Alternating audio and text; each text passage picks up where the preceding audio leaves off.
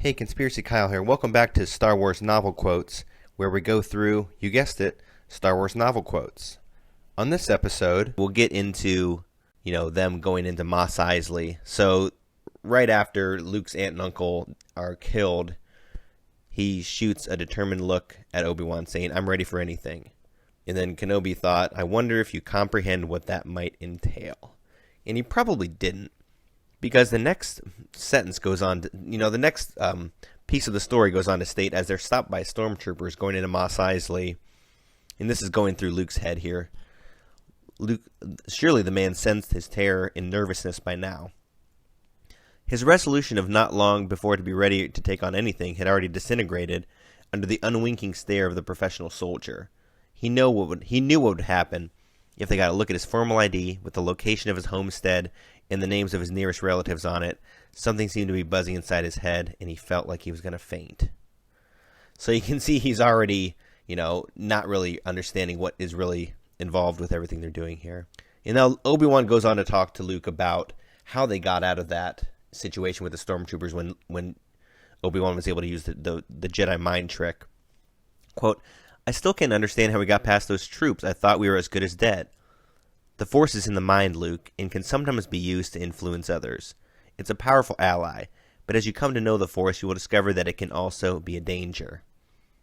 Nodding without really understanding, Luke indicated the rundown, obviously popular cantina.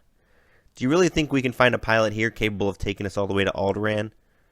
Kenobi was exiting from the land speeder. "Most of the good independent fighter pilots frequent this place, though many can afford better. They can talk freely here. You should have learned by now, Luke, not to equate ability with appearance." Luke saw the old man's shabby clothing anew and felt ashamed. So a lot of things to take from this series of quotes here.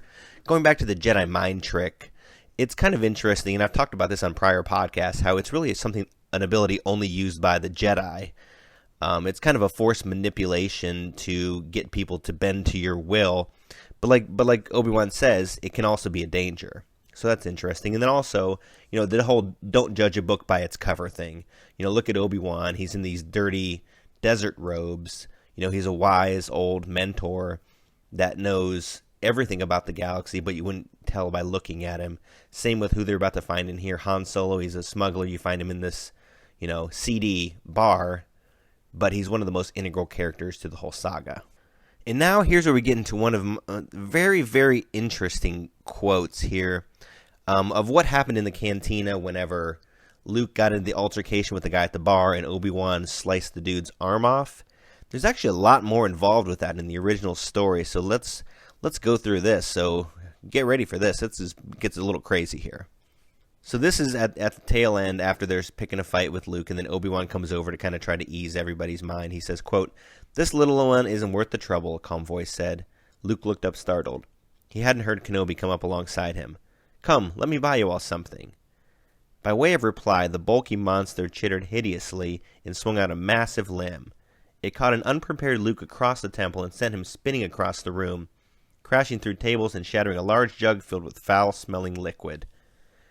The crowd edged back farther. A few grunts and warning snorts came from them as the drunken monstrosity pulled a wicked-looking pistol from its service pouch. He started to wave it in Kenobi's direction. The rodent thing chattered threateningly at him, while the weapon-wielding Many-Eyes spared him a warning grunt. In the split second when the gun and its owner's attention was off him, the old man's hand had moved to the disc slung at his side. The short human started to yell as a fiery blue-white light appeared in the dimness of the cantina. He never finished the yell. It turned into a blink. When the blink was finished, the man found himself lying prone against the bar, moaning and whimpering as he stared at the stump of his arm. In between the start of his yell and the conclusion of the blink, the rodent thing had been cleft cleanly in half down the middle, its two halves falling in opposite directions. The giant multi-ocular creature still stood staring dazed at the old human who was poised motionless before it, the shining lightsaber held over his head in a peculiar fashion. The creature's chrome pistol fired once, blowing a hole in the door. Then the torso peeled away as neatly as had the body of the rodent, its two cauterized sections falling in opposite directions to lie motionless on the cold stone. Holy crap, this is a murder scene. The bartenders and several assistants appeared to drag the unsightly corpses out of the room, while the mutilated human vanished wordlessly into the crowd, cradling the stump of his gun arm and considering himself fortunate. To all appearances, the cantina had returned to its former state, with one small exception. Ben Kenobi was given a respectable amount of space at the bar. Wow. So, in the movie, all you see is him slice one guy's arm off, but in this, he slices two other dudes in half, and the other guy's arm off still.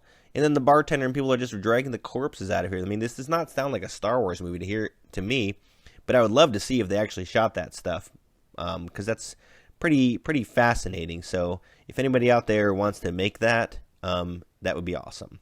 So thanks everybody for listening.